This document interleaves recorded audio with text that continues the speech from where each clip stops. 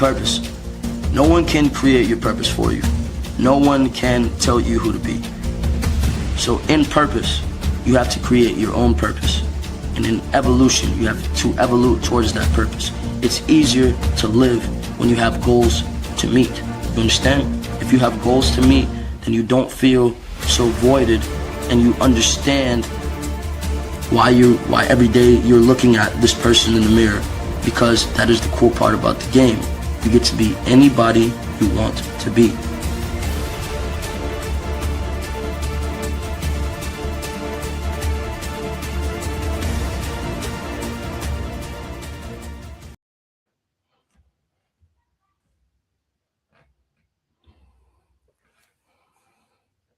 All right, welcome. Y'all tuned into the Power of Ownership podcast, man. I got my special guest, my brother here, Donovan Roberts. Sir. I'm gonna let you introduce, since you're a guest. Go ahead and introduce yourself. Tell them where they can find you. Tell them what you do, so on and so forth. Yes, sir. So I'm happy to be here, man. Brandon, I appreciate you just having me on tonight, and so we could really chop it up on home ownership and real estate. As you mentioned, my name is Donovan Roberts. I'm a real estate professional. I have experience with being a real estate agent on the more traditional sales side, as well as like short-term rentals, home flipping. It's really been a family business for the past like 50 years. I'm currently the team lead at Roberts Legacy Group with Berkshire Hathaway. It's a mother-son team, and we operate in the Houston and surrounding areas. And we do all forms of real estate, whether that's rentals, buying, selling, apartments, townhouses, homes, land. We have such a widespread of experience that really we can pretty much help anybody and everybody that comes our way. So you guys can find me on the Donovan Roberts on Instagram. You can also Google the Roberts Legacy Group as well. You can see us on there. We have, of course, our HAR, for y'all that are not familiar, Houston Association of Realtor pages, for y'all to come see what listings we got and the businesses that we do and kind of what we can deliver to you guys as our value proposition. So, gotcha. So yeah, mother and son. So you 50 years y'all been doing real estate?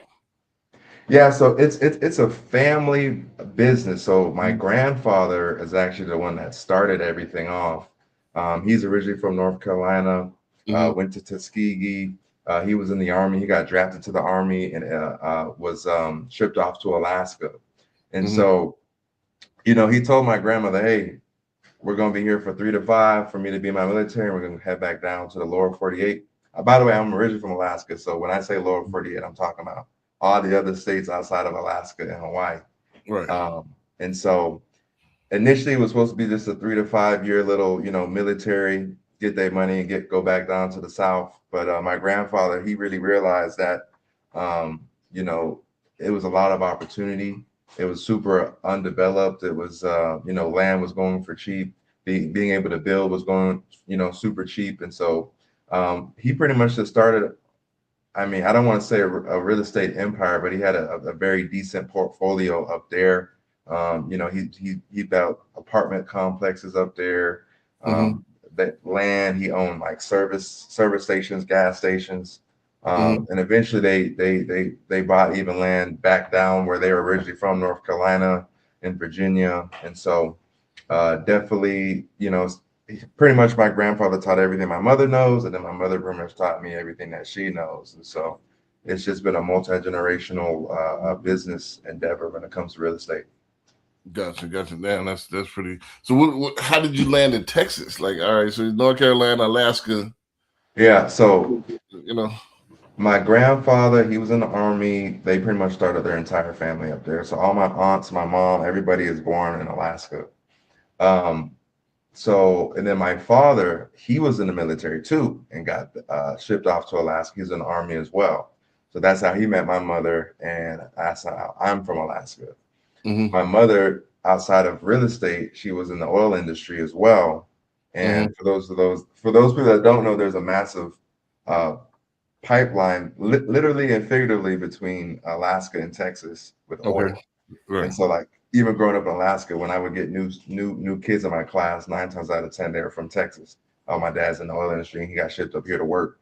And so I just had the flip flop happen where, you know, my mom got positioned down here in Texas. And so we ended up moving down here to Texas and really been here ever since. We've been here since 2007. So almost going on almost 20 years now.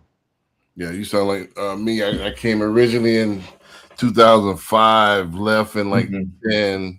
No, left in 8, came back in 10, and I've been there ever since as well. Like it's hard to leave Texas. I mean, it's the cost of living, and you know, it's just the weather and everything else like that. Let me go ahead and get my introduction out of the way, and let's go ahead and get the show started without further ado. All right, so again, most people know me. My name is Brandon B. Dixon. If this is your first time, my NMLS is 1541210. It's at Being That Loan Officer on all social media. Also, my YouTube, please like, subscribe, tell a friend to tell a friend. It's at Being That Loan Officer. You go to my website, www.applywithb.com, if you want to book me for a consultation or if you want to apply for a mortgage. Again, you can call me 24/7. My number is 832-775-8357. As long as it's about business, I'm willing to talk mortgages.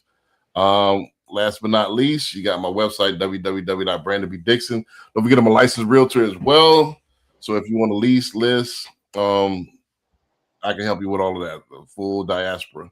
One other thing, we love Frenchies.com. Don't forget I have my other business. I do breed exotic Frenchies. We love Frenchies.com. It's coming soon, so be on the lookout for that. If this is your first time watching the show, the Power of Ownership Podcast, we not only talk about real estate, we talk about business ownership, and also we just talk about taking it further, ownership of the mind, body, and soul, taking ownership of yourself and your life in order to create what you want to see, you know, the life that you want to live. So we take it a step further, you know, so we review clips, some of the latest and hottest clips, and we give our natural reaction to it. We're probably going to go through 3 or 4 real quick today. Check them out and just give our opinions on on it and review it. I got one. Let's go ahead for this first one. I don't think it was in the ones that I sent you. You know, You good. So this is a raw reaction. This one I just seen, like, I think this was yesterday. So I got to put this one in there. So let's go ahead and do this one first because I see this was the latest in my thread. So let's go ahead and do this one first, and then we'll go from there. And then we'll react to something else here. Give me 1 second to set up the screen. All right, can you see the screen? It's loading. Yes, sir. Yes, sir. Let's go ahead and run it. Miami effect, but everyone's a faker to me until proven otherwise. I interviewed a guy today that told me, oh, I have an interest in working for your company. I want to work in the sales team. And I said, okay, so what are you doing for work right now? Because I have my team screen these candidates out and then I meet with them and I try to know nothing about them and just hire them based on feel, personality, charisma, tonality, the questions they ask, stuff like that. So I don't want to know anything about them. I just want my team to screen them, place them in front of me so I don't have any judgments. This guy tells me he has 3 landscaping companies. They're all automated. They're all printing tons of cash. And here he is sitting down at a job that the top level he can make is like maybe 125, 150 a year. So I said, hey, instead of coming in and making, best case scenario, 150K a year at this job, why don't you just stay at your company, like not like the company you worked at, but like the one that you own, and work on the marketing and scale it up and you'll make way more than that. And he's like, no, it's automated and everything like that. And, we're doing really well. And then I don't know where I got the nerve to do this, but I just fucking hate fakers because I work my fucking ass off. I don't flash any of the shit that I have. And these guys have nothing and do, and it just pisses me off because they try to fast track something that you can't fast track. I literally just looked at him and said, open up your bank account. Got all flustered, of course. And he said, why would I open up my bank account? And I said, I want you to prove to me that you're not full of shit, and then maybe I'll have some respect for you and think about bringing you onto my company. So he started saying, oh, I don't really feel that's appropriate, blah, blah, blah. Then I wanted to really test that he was a piece of shit. And I said, cool, man, how about this? You open up your bank account and show me the $300,000 that you just told me is in it, and I'll deliver you an Apple Pay for $2,000 right now. Literally typed out his phone number in my phone, put the $2,000 Apple Pay in there, and said, you show me, and I sent. You'd be making Kim Kardashian money, $2,000 in 30 seconds. Pretty good rate per hour. You know what he did? Instead of showing me the bank account and proving that he has what he has, called me a piece of shit and walked out. I'm putting up Michael Jordan numbers on spotting these fakers. It's fucking great. Maybe it's the Miami effect. All right. So you want to go take a stab at it first? Yeah, You want me yeah. to I mean, no. I mean, I could definitely chime in on this one. I mean, I think that he definitely has a valid point, as far as, the current MO. I feel like just with society and with social media and just, you know, just the overall fast tracking this. We're in a society today where you can buy followers. You know what I mean? We're in a Right. society where you can, you know, AI stuff. People aren't even writing emails no more. People aren't even writing essays no more. People aren't even writing, you know, anything anymore because there's AI. There's just tons of different ways that we have developed our lives to become more convenient.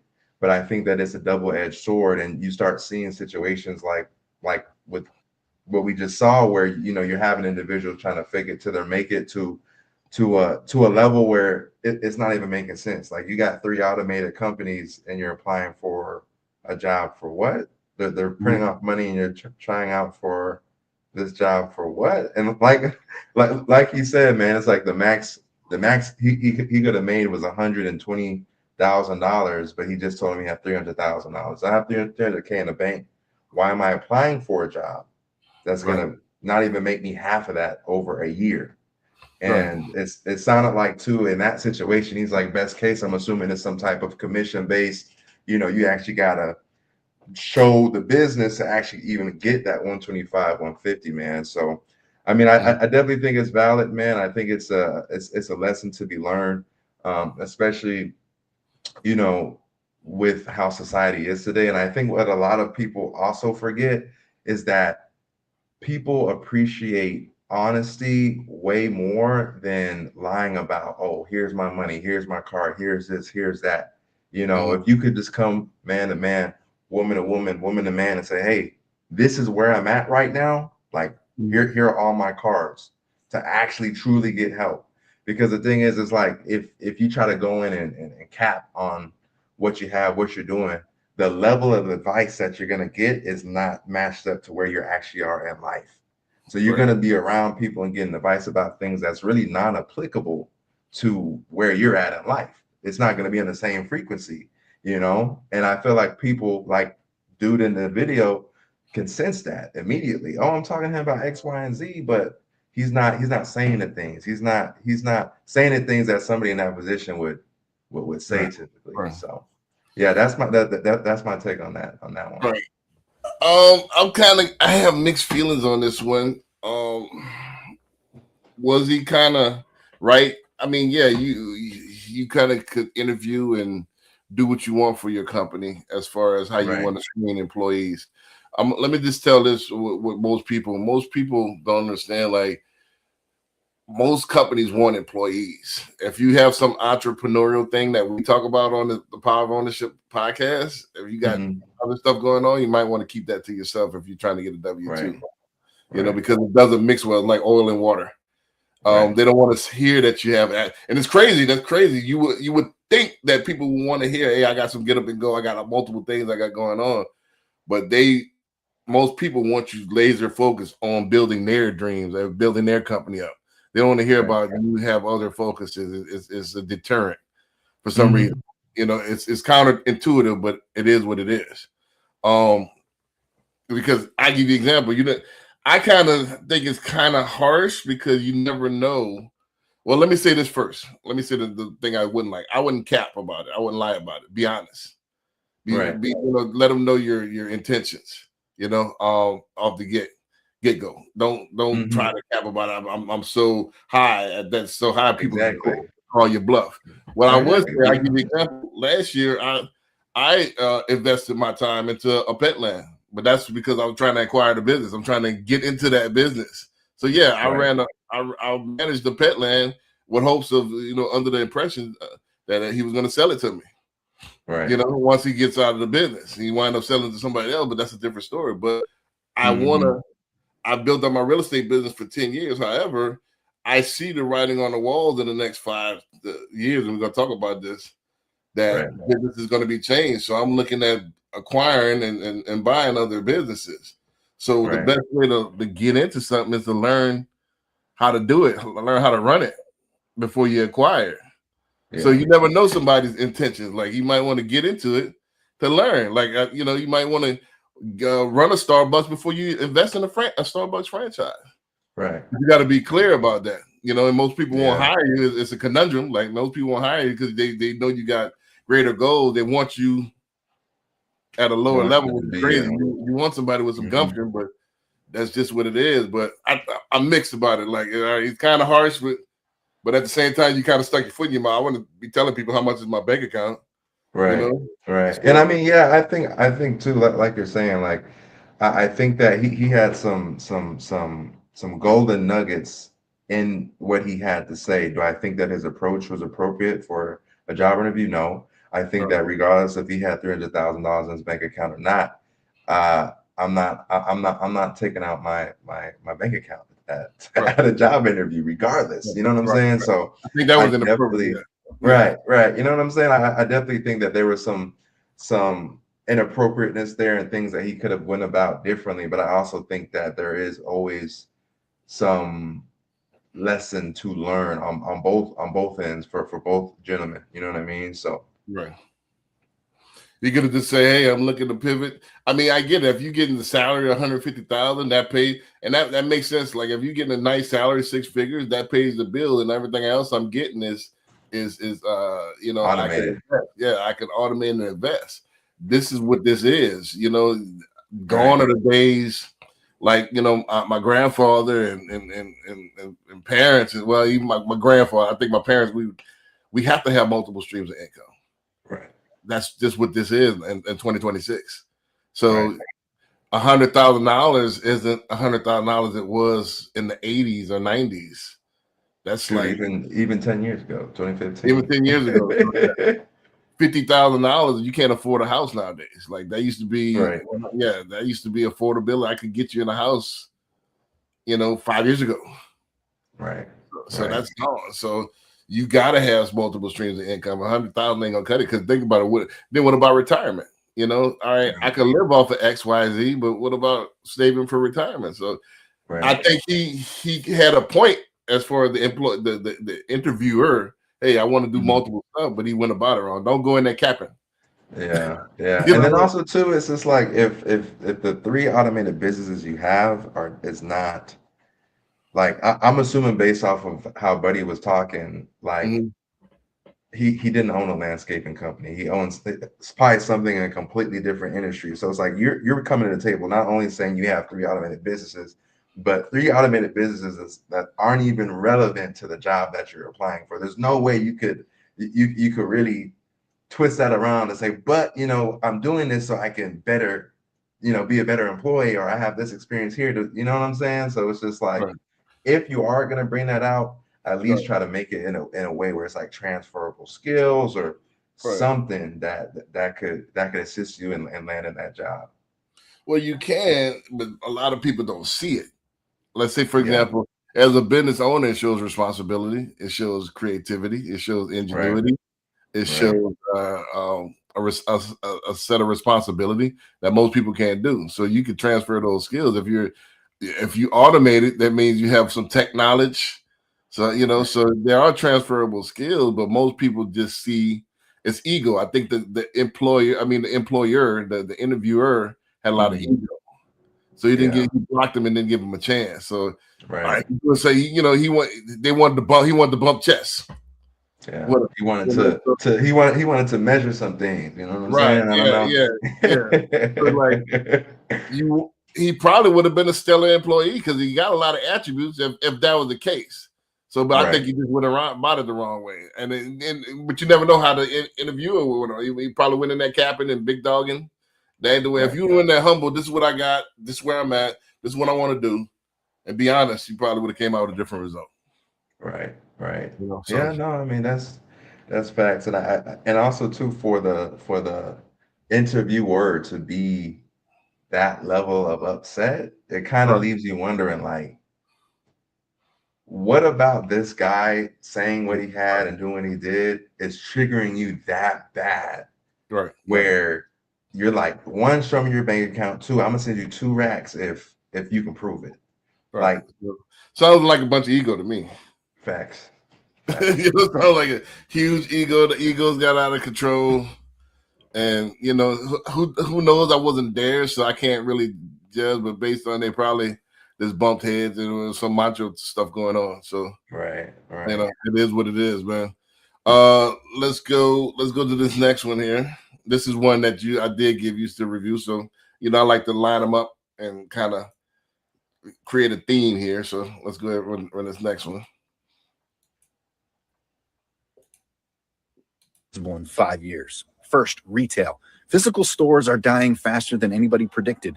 AI-powered personalization, virtual try-ons, and same-day delivery are making brick and mortar obsolete. The retailers who survive, they won't be the ones with the best locations. They're going to be the ones who integrated technology before they really had to. Second, transportation. Self-driving vehicles aren't coming. They're already here. Truck drivers, delivery drivers, taxi services, all being automated. The transportation jobs that employed millions are being compressed into software. The drivers who survive are going to be the ones who are managing fleets of autonomous vehicles, not driving them. Third, real estate, virtual tours, AI valuations, and blockchain transactions. They are eliminating the middleman. Real estate agents who survive, they're not going to be the ones who are showing houses. They're going to be the ones who are providing strategic advisory that algorithms can't replicate. And here's what most people don't understand about industry disruption. Fourth, legal services. AI can draft contracts, review documents, and analyze case law faster than any lawyer. The legal professionals who survive, they're going to be the ones who shift from doing the research to interpreting the results and providing strategic counsel. Fifth, manufacturing. 3D printing and AI-driven automation are making traditional factories obsolete. The manufacturing jobs that built the middle class, they're disappearing. The workers who survive are going to be the ones who are operating the machines, not being replaced by them. This isn't a prediction. This is already happening. The World Economic Forum predicts that 83 million jobs are going to vanish in the next 2 years. White-collar careers, law, accounting, finance, marketing, they are being automated faster than factory lines ever were. The question is not whether these industries will change. The question is whether you'll be ready when they do. Will you adapt or be replaced? If you guys want daily practices to stay ahead of the industry disruption and build skills that can't be automated, this is what Be Better is built for. Comment the word. Yeah, the boys always have to put their little spin at the end. Yeah. You want to go ahead chime in on that first? No, go ahead. I went first last song. I'm interested to hear what you had to say about it. Well, that's why I juxtaposed that with the previous clip. You know, to kind of show like, hey, I think he was a little bit harsh and a little bit, you know, egotistical because some businesses are getting automated and some are you don't have to spend as much time as you did 10 years ago in the business. So you have time for everything else. Mm-hmm. And I feel that because with this business, since AI took over, I don't have to make 100 calls like I used to do 5 years ago. I don't have to sit there on the phone all day. I can if I want to, if I just want to field the post, but I got a bot that does my calls and I just have to check my calendar now. So what took 40 hours and is now taking 5 hours, you know, a week, you know, so I got time for a lot more things. A lot of people don't understand that. And I think it's going to get even worse. I think not worse, but better because it's progress. I don't know if you've seen this week, the guy totally had ChatGPT sell his house in 5 days without a realtor. I did not see that. I did not see that. Yeah, that happened this week. So that's crazy.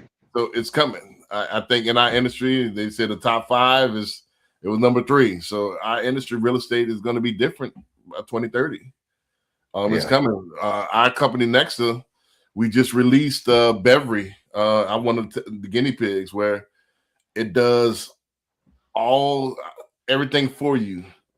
The officer part is gone, or the loan officer. It does everything for you. It has all the guidelines. It integrates all the bank statements. It does everything for you. Pull the credit, does everything.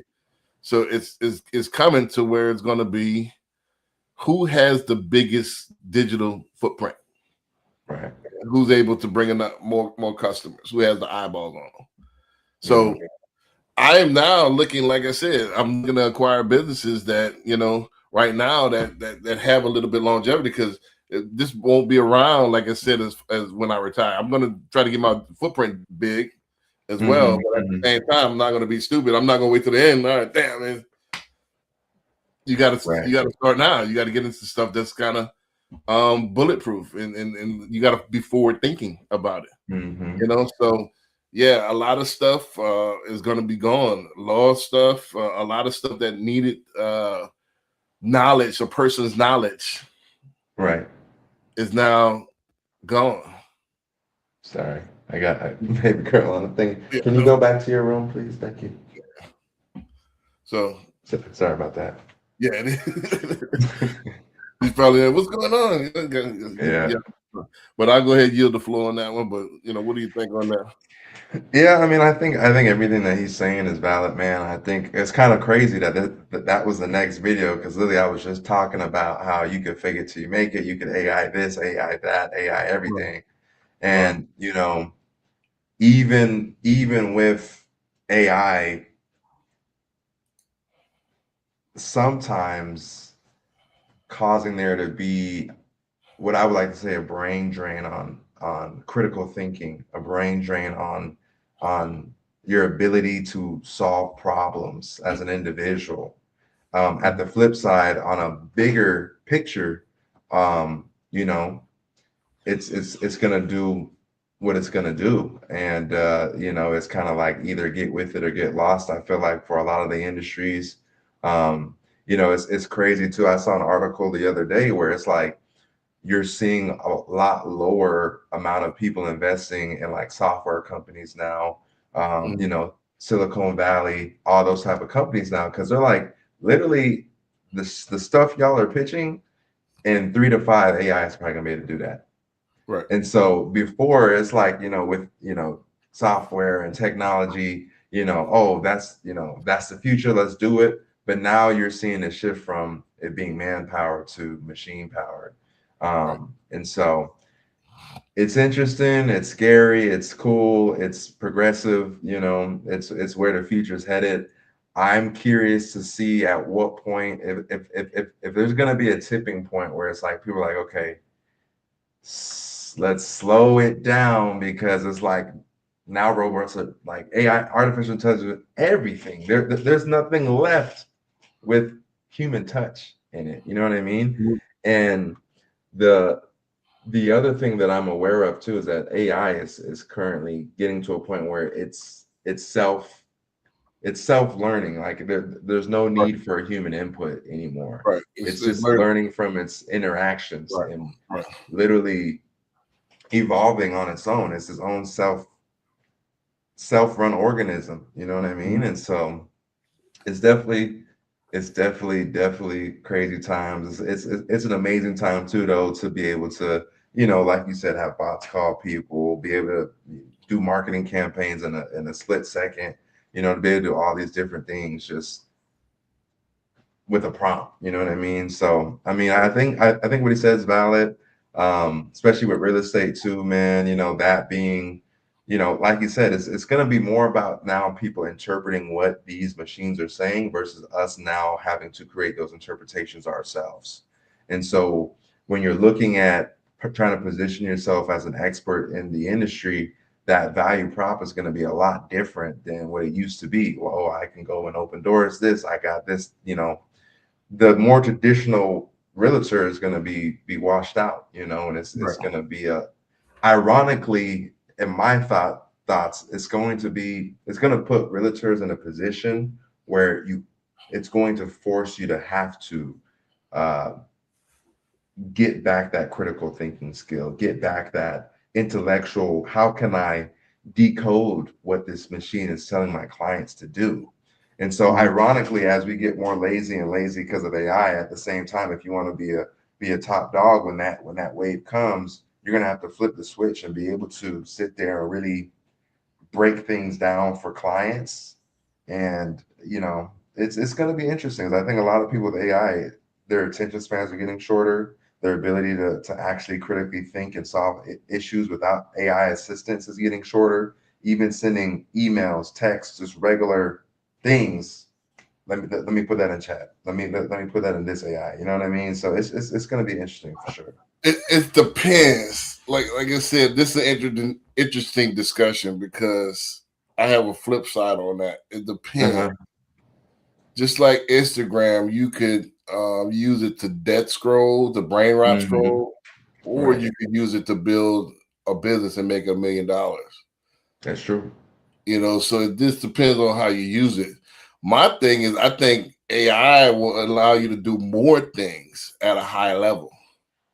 Right. This is what I think. I think it enables me to do more things because the time that I'm spending doing these. All right, I got to think about this. Let me, you know, just like the typewriter back in there. Back in the day, you have to type a letter. You know, make sure it's perfect. Yeah. You know, erase whiteout stuff. They had the whiteout typewriter. You had to go in there. Yeah. Then you had emails. And then you had self-correcting emails. So it just allowed the stuff to move faster. Right. Can it rot you out? Can it brain rot you out? Yeah, but if you use it, it actually makes you smarter because all right, now I could do this, and this. You know, so I know, you know, so I'm compounding stuff. So, you know, so I think. I mean, yeah. go ahead. Yeah, I mean, I give you an example. I could currently I'm writing a book, finishing my book off. I could edit it. I don't have to have a proofreader. I don't have to proofread it myself. I can just throw it in AI chat and they'll tell me all the grammar stuff. Before I used to have to go back and do all of that stuff. Right. You know, so now I could write. It gives me time to write this book. I could do my daily blogs. I could do my podcast. I could, you know, I don't have to write my vlogs. I don't have to come up with. I can come up with 1 or 2 ideas. Hey, write the vlog about this, and then I could the chat will write the script for me, and my AI clone will put my face and my voice on there, so I don't have to shoot it anymore. I used to have to get the lighting right, 1 or 2 takes. Oh, I messed up this word, so it allows me to do more things. Yeah, so, but go ahead. Yeah, no, but if you use it right, I think it's going to be just like everything else. Where back in the days, I give you an example. My grandmother used to have to go pay bills. She used to allot a day out the week to go pay bills. She used to have to stand in line at the power company. Then she'll go here to pay this bill, the furniture bill. Then she'll go here and pay this. That took like a good part of a day. Now I could have everything automated. I don't have to worry about paying bills. I can take that day and do something else. Right. Here's my take on this, Brandon. Right. So, first and foremost, are we going to sit here and equate productivity to increase intelligence as an individual? Just because you have the capability to do more things does not necessarily mean that it's a smarter or more intelligent way, or that it's increasing our individual intelligence by being able to leverage these machines. Second off, because these things are becoming as prominent as they're becoming, they are becoming an infrastructural part of our day-to-day lives, right? And let's get a little political here, right? When it comes to the current state of politics, if that's all right. Is that all right on the pod? Yeah. Okay. I'll say this, because of the reliance on technology is going to become, and it already has, but it's going to continually increase and becoming a way to level the playing field when it comes to the powers that be on a global political stage, if that makes sense. And so instead of sending bombs here, there, and the next one, how can we destabilize a society by getting them off the grid? How can we destabilize them so they don't have any more internet, any more this, any more that? And then you're left with people that have been reliant on AI so much that if stuff hits the fan in that way, we have a bunch of people that don't know how to do anything. And it's one thing. Hold on, it's one thing to innovate it to the point like for instance with phones, or like what you're saying, typewriter, typing up things. Despite those innovations, it still requires critical thinking to input. You know, I'm still creating that paper, even though it's a quicker mechanism. I can press backspace, I have to white out. There's still a critical thinking component. But with AI, I think it removes that critical thinking component to a potential place where you're dealing with people that don't have that ability. I'm sure if we went to the local high school and gave a bunch of teenagers a map, said, do not use your phone, do not do your GPS, get to San Antonio and back, 99% of them probably couldn't do it. Right. And I feel like that may be a very similar trend with AI, but even in a more radical degree, possibly. Right. I think we're already there. Aren't we already there? How many people you would know right there that's in my age bracket, your age bracket, or lower that knows how to, start a fire from scratch, that knows how to read a key map, that knows how Yeah, I mean, I hear you, but for me, Right. I personally don't think that's necessarily a good thing. Right. But And it we're doesn't make already us there. smarter. Right. We're already there, though. We're already to the point where it's dependent on technology. So Yeah.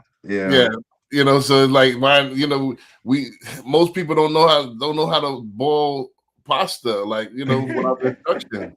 But that's a problem now. How many people know how to go and hunt a goat and kill it from scratch? Okay, let me just say this. Me personally, I can do that because if the grocery, because the thing is, here's the thing. If the power grid drops, I know Texas is on its own power grid, but if the power grid drops on a nationwide scale, infrastructurally, we are doomed because you got grocery stores that no longer can operate. Our water plants that clean our water that we drink every day are no longer operative. You got hospitals that no longer can function. There's just things that I don't know. I mean, I love the ability to leverage ourselves and to do more, but I also think that we should still keep some level of critical. Primal. I think it's going to be survival of the fittest. The survivalist. I don't think you have to be extreme on either end. I think you can embrace the technology and still have your basic survival things if you take the time to lot those. I think it's all on the and then to answer what you said earlier, the new typing out is prompting. Now you just have to know the intellectual input is the prompting. So it's me that's all right. I want a campaign. I give you an example. I'm about to sneak peek on my ape for those that's watching live.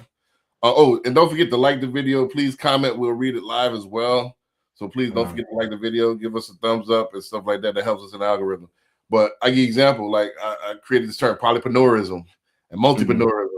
So I created the term and I put it in chat to, hey, write me out a campaign, an ape, my vlog, which is my daily vlog on tomorrow, explaining it and blah, blah, blah. And kind of, so I still put the creative input, but I didn't take the time to sit there and write the script and film it and stuff like that. So it took me, so it made me more productive, but it still needs that creative mind. I get what you're saying. If you're a 75 IQ, you're 70 IQ, it might make you dumber. Right. I get you. Yeah. And then also too, if we're talking about how it could elevate you, right? I personally have seen like articles on LinkedIn and stuff like that where it's like now because there's so much reliance on AI, everybody is using AI.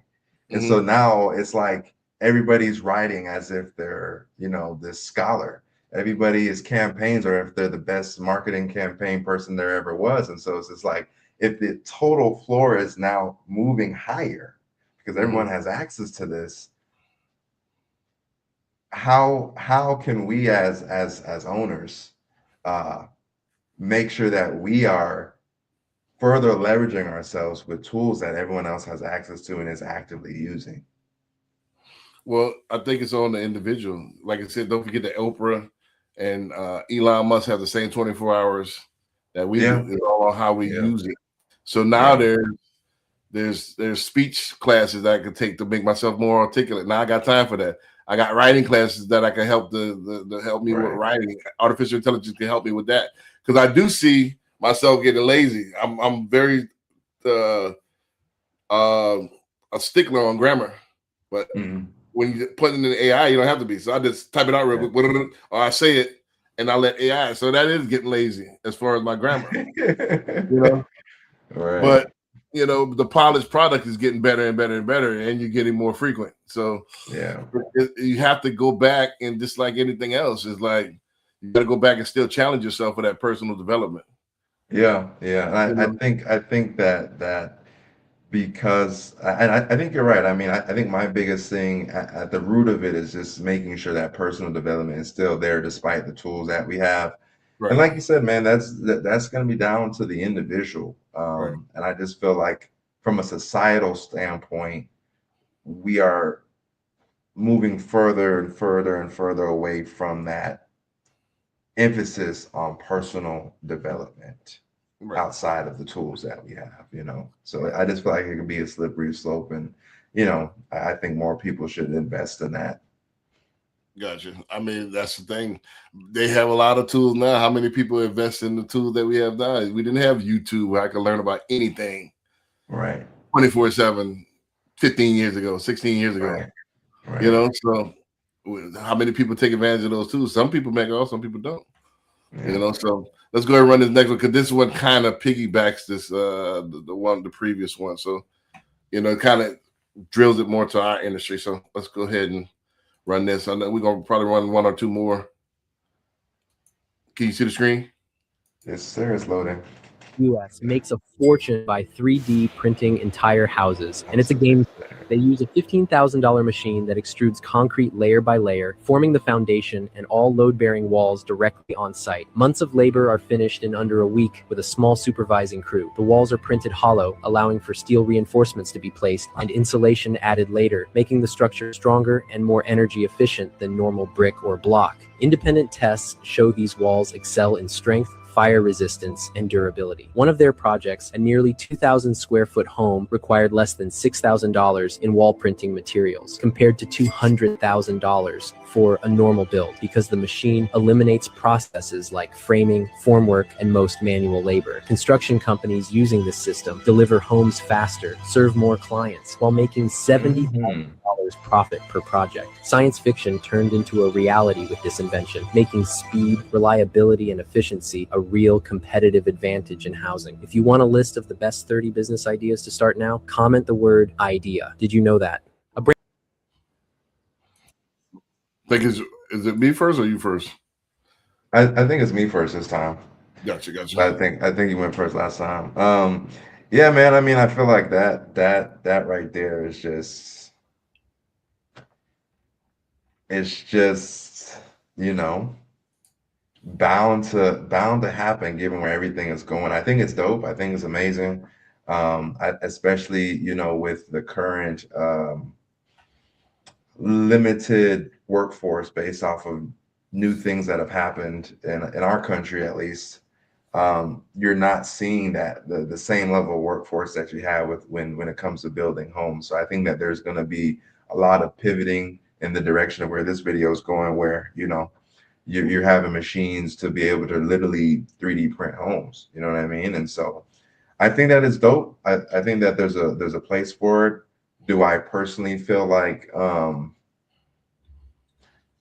that in our lifetime all homes would be replaced by something like this? Probably not. But maybe in the next 200, 150, 200 years, sure, why not? I think part of the delay in that is just the want for potential humanness or the human touch on the designs. Because I personally, in my own work of business with my clients, I've even heard like some of the younger generation like not wanting the new build homes anymore, because it's like, oh, these homes are too cookie cutter, these homes are just too generic, and so I don't know how in depth a 3D printer could get, but I have been seeing a massive change in the younger generation wanting to get into older homes, wanting to get into that 1970, 1960 original floors, very unique, whatever. The kitchen got checkerboard floors in it. They're wanting to break away from that mold that we've been seeing the Perry homes, the KB homes, the big dog homemakers pushing, the generic white countertops with the, you know, white out or, you know, grayed out, you know, very neutral, very safe. Seeing a lot more quirkiness and a lot more flair when it comes to the younger generation and kind of what they're wanting to live in. So it'll be interesting to see where that goes. Right. Don't forget I always forget where my like the video. Here we go. Don't forget to like the video. Please subscribe and follow as well. And then also, please, if you got any questions, please let us know. We'll read it live here.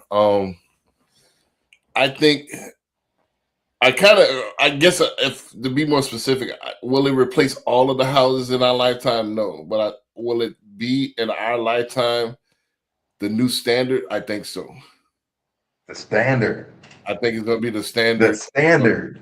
I think it's going to replace the old way of a guy, you know, hitting it with hammers. I think that's going to be gone within our lifetime. I think, don't forget that technology is slow to adapt, but once it does adapt, boom, it takes off. Because all it takes is one or two CEOs to say, "Hey, look how much I saved off my bottom line," and everybody's a copycat nation. It's like with the Super Bowl. A guy wins a franchise wins the Super Bowl, then everybody I want a young coach too. I want you know, so everybody kind of cookie cutter. So this takes one to really pop up, to really boom out, and then everybody else is going to follow. I think it's primed to do that because right now we have an affordability crisis. We have we sure do a society that's not having as many kids. Nope. You know, so most people are solo, so we don't need a bigger footprint.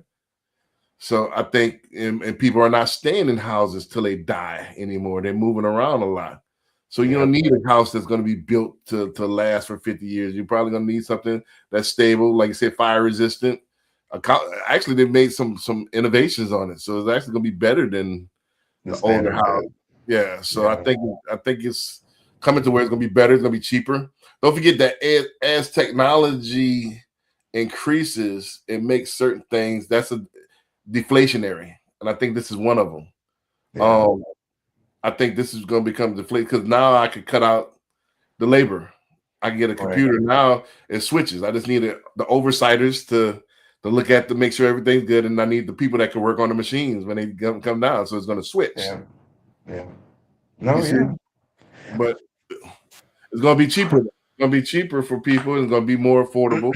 They're going to be able to get more house, and it's going to be a better design. I think it's coming.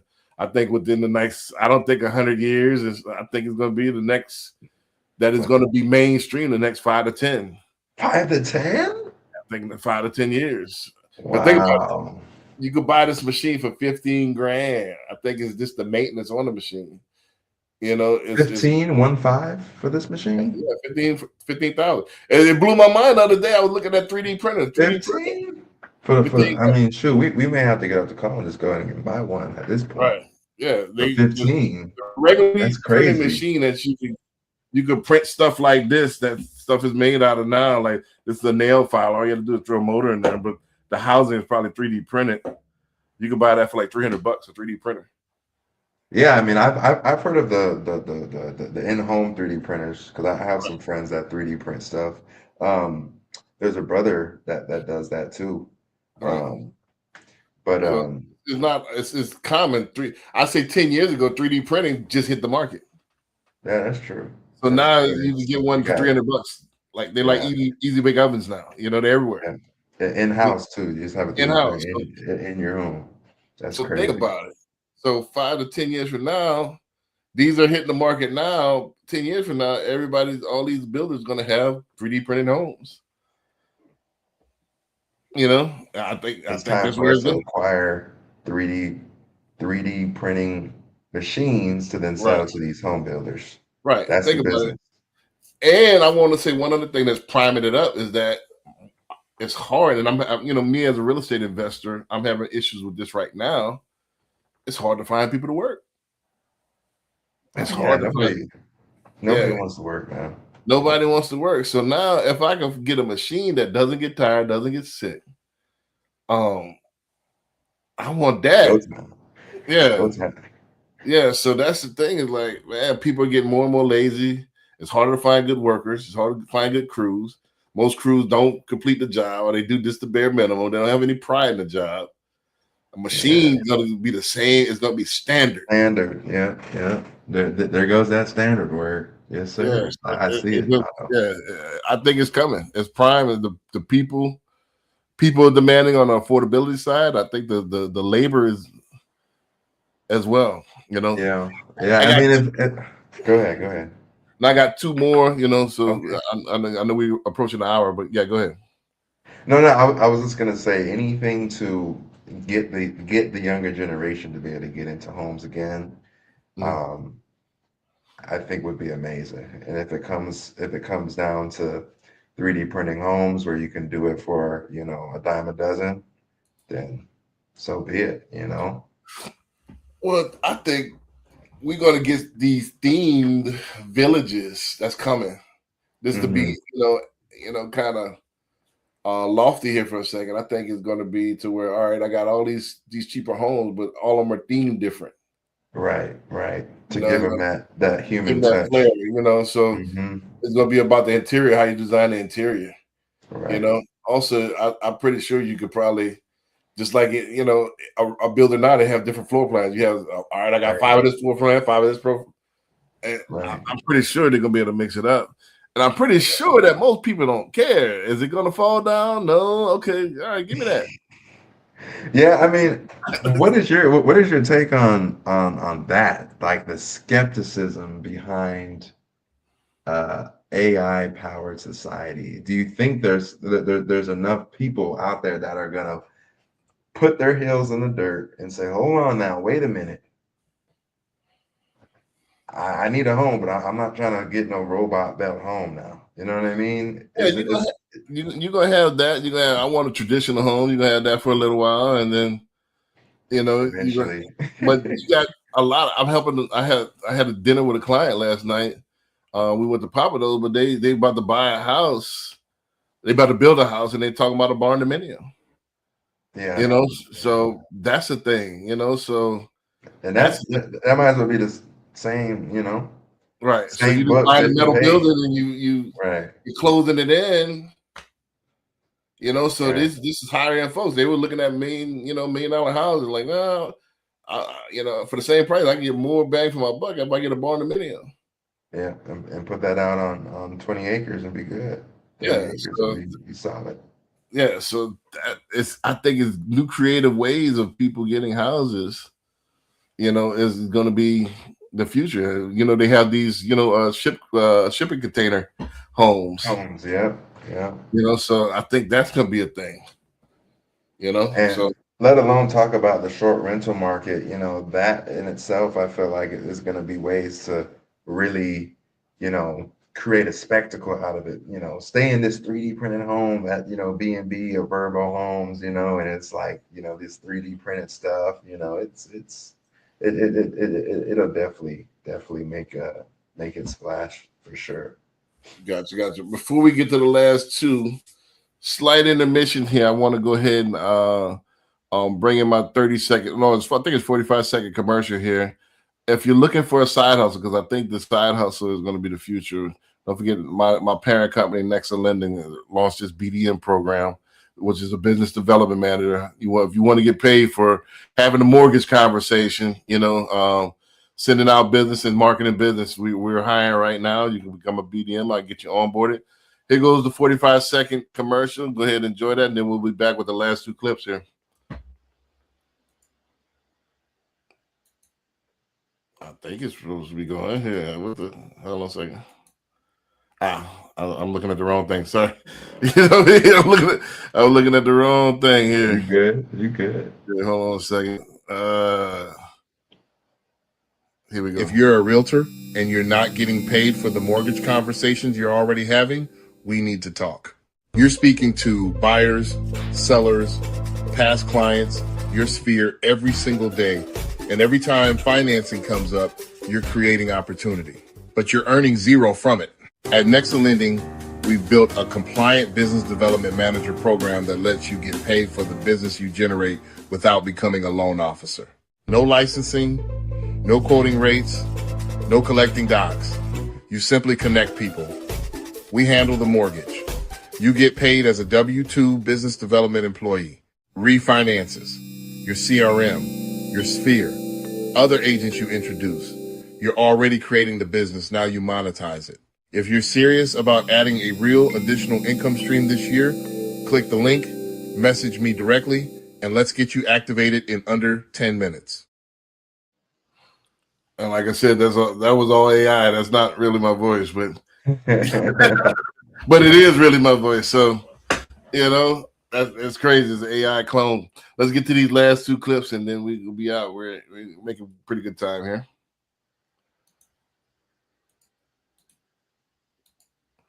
All right. Can you see the screen there? Mm-hmm.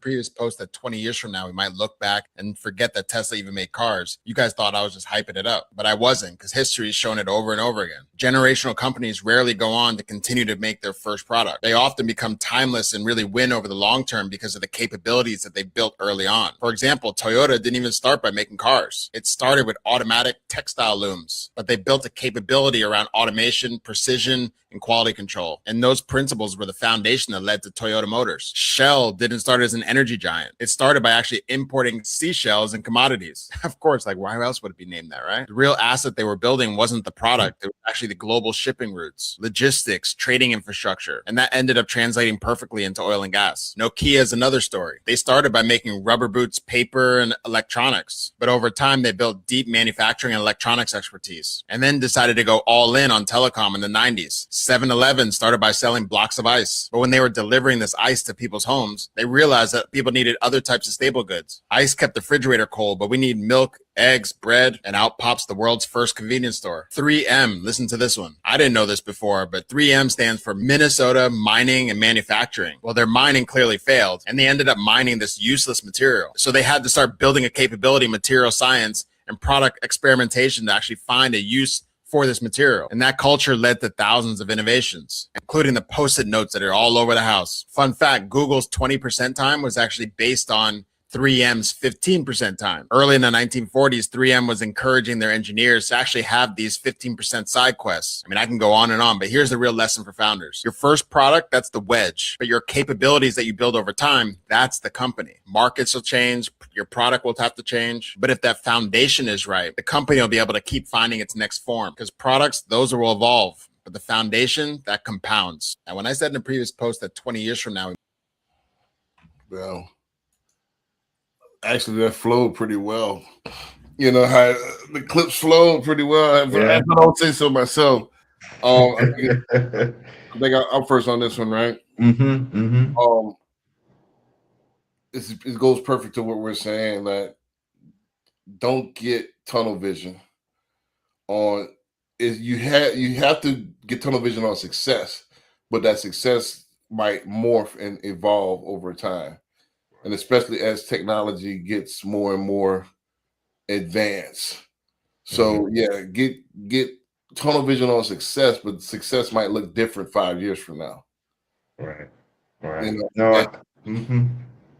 So that's the thing. So like I said, even with real estate, like even for me, I'm seeing the writing on the wall that 20 years from now, when I retire 20 years from now, there might not be a thing called loan officer. There might be a thing in the past. So I would be naive to think that I'm gonna retire as a mortgage broker, when that might be like a telegram, a singing telegram guy, or or a typewriter repair guy. That might be one of those professions.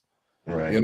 So I'm already looking at businesses to buy and businesses to get into. Also, I'm building my brand as an influencer. So, just as an influencer, you could be whatever you want as far as a entrepreneur. So just building your brand. So, like you said, the Roberts Legacy Group might be venture capitalists 5 years from now. Might morph to something else. But don't let that. My mentor, Mattress Mac, always used to say, always look 10 years forward, but don't be afraid to embrace change. One thing's constant is going to be change. Yeah. So don't let this be your end all and then give up and I'm depressed, it didn't work out, and that, because like I said, my first venture when I made my first, my first million was in video stores. And in 2007, the iPhone 7 the iPhone 1 kind of, it got a thing of the past real quick. And then everything by 2010, I had this, I sold my last store. So I had video stores that I never would have thought, that I thought it was just gonna switch mediums. I thought, all right, we got DVDs now, it's gonna be Blu-ray here, then they're gonna come out with something else, they're gonna come out with something else. I never seen this coming. Like, all right, we're gonna just kill the whole medium. Yeah. I never seen that coming, so and this is about to kill this year. Yeah, with what? We did a couple of podcasts back. Apple's about to come out with the AI pen. It's gonna replace the phone. What? Yeah, I'm trying to even wrap my mind on what that would even look like or be like. So the AI pen is going to be you sit it on your lapel and it records everything. It records your whole day, so it's intuitive. All right. You're talking about a burger at Five Guys. All right, well here's the menu. Boom, you got your iPad. All right, Five Guys menu. You want us to order it? Boom, it's gonna be AI is gonna be integrated totally with your life. Right. Wow.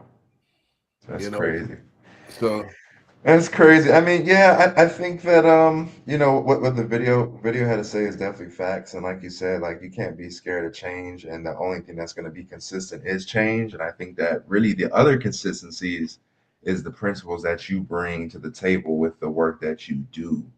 And you're not so attached to the product or attached to the business layout or the business structure.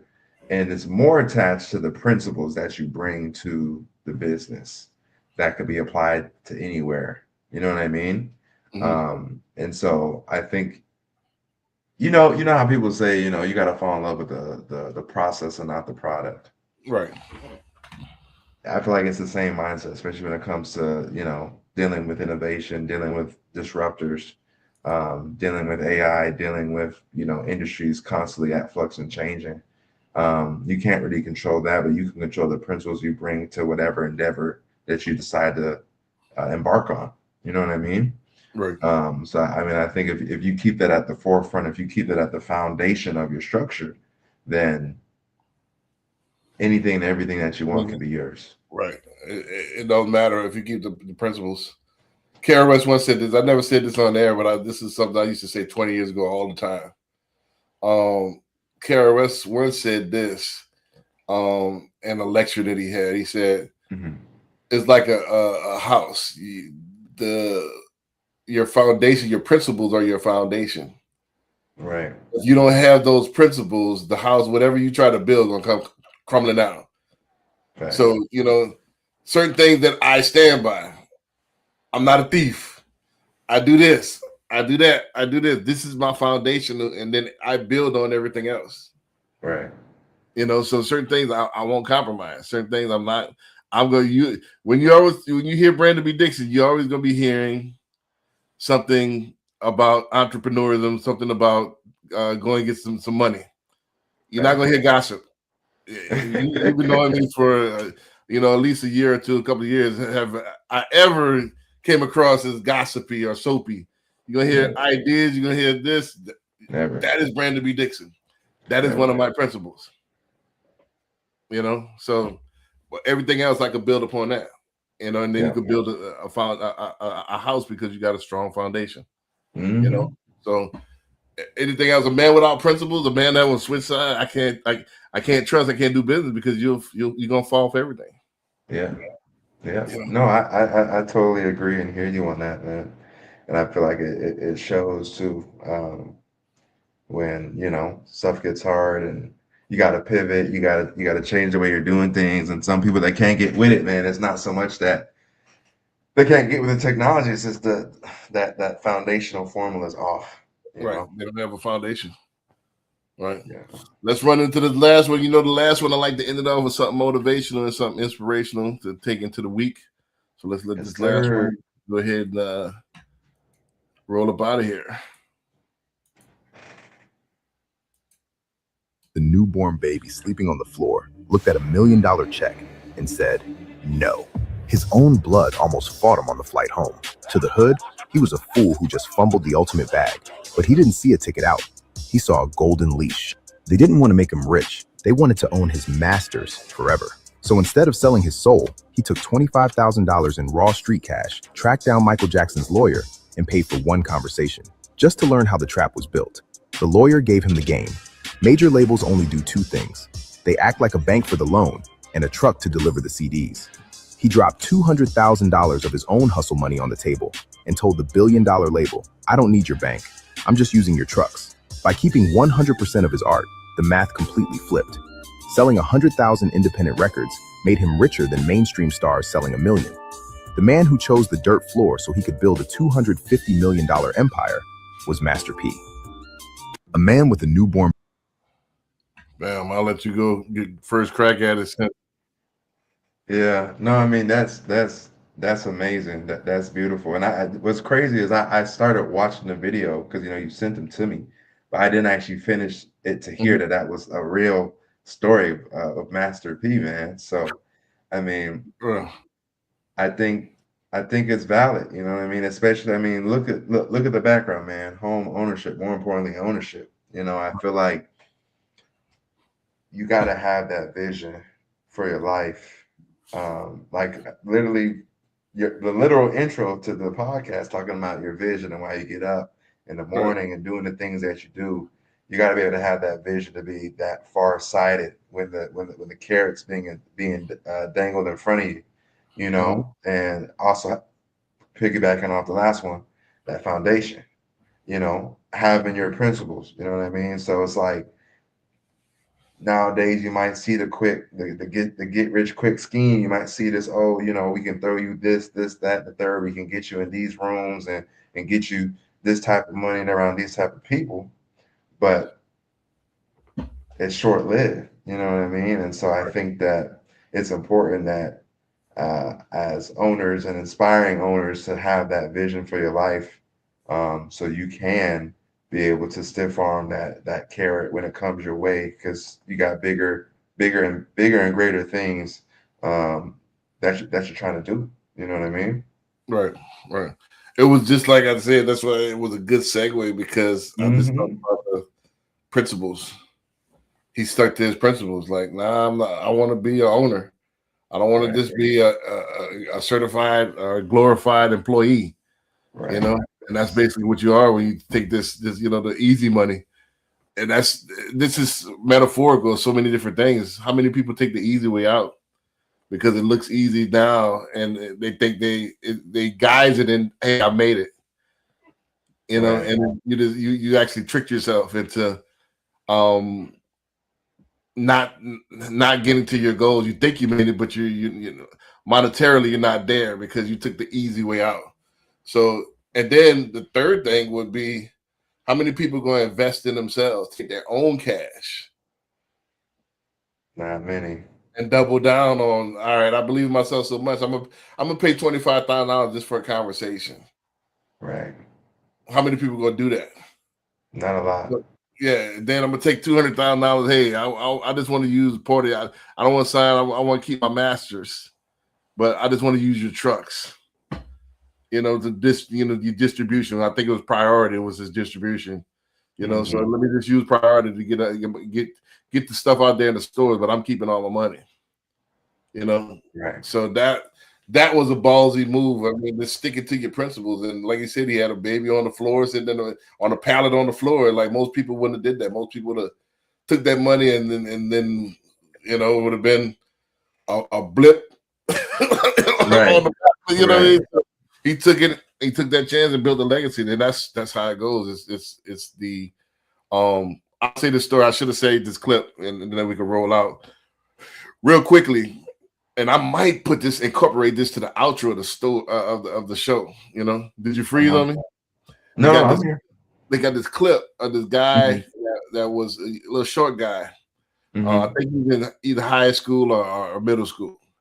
Right. And he started out and he's barely touching the rim. I don't know if you've seen this reel. And he's trying, you know, we all went through this and we touched the rim. Then we might work out with some strength shoes or something like that. And then now he's grabbing the rim with two hands. All right. Then the next he's working out and he's doing all kind of stuff. Like I never thought about this. You know, now he's dunking with a tennis ball. All right. Then he, you know, now then you see a volleyball. Then you know, he's working out, he's doing hand cleans, he's doing jump squats, he's doing the, you know, he's doing the with the bag where you jump on side the bag, he's doing all this stuff. Right. Now the last clip you see him, he's yoking a full basketball. Crazy. What I took out of that is that he had a goal in mind. He did everything he could, and he was determined to get that goal. Right. The difference between that guy and me is that when we did it, you probably did the same thing in high school and in junior high. We always trying to dunk. We always started with the tennis ball. But we didn't do anything extracurricular to make it happen. We just thought it was going to happen when it happened. Right. And people never get up there. Am I lying? No, you're not lying. Like, man, I'm gonna be dunking. But did we do hang cleans? Did we do box jump? Were we deliberate in trying to make that happen quicker? Right. Right. No, I mean, I definitely feel it, man. I definitely feel that. And I think a really a bigger question than like, you know, hey, are we putting in the work to do what needs to be done for this younger generation? Right. How are we putting them in the position to even curate that dream, to even curate that foundation? Because I feel like a lot of people nowadays don't even feel like they have a vision. They don't have a vision. They don't know what they want to do. They don't know. And there's so much information out there. There's so much things that could be done, so much ways to make money, so much this, so much that, so many industries. It's like you see a lot of people just jumping from thing to thing to thing to thing. Right. And there's not like this rooted, like, you know, there's no grit. This is my dream. This is my big goal. Right. And I'm gonna bring it back to AI. I feel like because the AI, the quick 1-2 prompts, people don't have enough time to sit in that quiet place and actually truly critically be like, what do I want out of this life? What do I truly desire out of this life? What is my vision? You know, and I feel like we're flooded with this so much stuff too. It's like we start just seeing how other people are living and think to ourselves, oh, like maybe I would like that, or maybe I would like this. And then they start doing things, and it's like, you know, 3 months in, oh, I'm gonna quit because I'm not seeing nothing come out of it. Right. And in actuality, it may not be that they don't have the grit. It may not be that they don't have that tenacity to get it done, but it's just like they're chasing things that aren't actually truly what their themselves or soul desires. And they don't even know what it is because they haven't even spent the time with themselves to know themselves enough to really be like, this is what I want and I'm gonna get it. So, you know? Yeah, I mean, like I said, I think you can. It's all on how you use it. You can use AI. You've been down that hill, Brandon. He said, no, but it comes to the individual. Go ahead. Yeah. Well, I use AI all the time for quiet time. You know, all right, what do you think? All right, what do you think about this idea? Analyze this idea juxtaposed to this idea. What do you think mainstream? Give me a rating on this and this. You got to know how to prompt the thing. You know, give me an analysis based on I have AI. I got my next 4 books lined up. I was thinking about a book idea. What do you think based on these other 2 books? What do you think based on my brand and what I'm trying to portray? How do you think this particular book would fit in? And AI was honest with me. I don't think it goes to your brand because this, and the third. Blah, blah, blah. So I could use AI to critical think and brainstorm. It's all on how you use it. If you're using it like Google or this a tutor to write your papers, yeah, you're not gonna get much out of it. But I'm using it to enhance my thinking instead of trying to run it past other individuals. It's gonna give me statistics and data, which I like. But you know, I'm not an advocate. I mean, I am an advocate for AI, you know, because I like to embrace the technology. I was the first loan officer with a podcast, so I like to embrace technology, but I'm not afraid to be principled and have my feet on earth as well. I don't think it's going to be the end all be all. You got to use that thing. But Man, I appreciate you coming out. I appreciate anytime you want to come on, just let me know, man. Every Monday, 9 p.m. Any last thoughts you want to throw on the crowd? Don't forget to tell them, reiterate where they can find you. Yeah. Well, first, Brandon, I just want to say thank you for the last thing. I want to say thank you for the invite on the podcast, man. It was some dope conversation. Right. Follow me on Instagram, the Donovan Roberts. We also got the Roberts Legacy Group. Y'all can Google us. We're on HAR, Houston Association of Realtors. We're with Berkshire Hathaway. And you guys can get in contact with me, call, text, 713-582-9079. That's 713-582-9079 for any and all realtor services. Got you, man. And with that being said, man, we'll see y'all next week. Peace.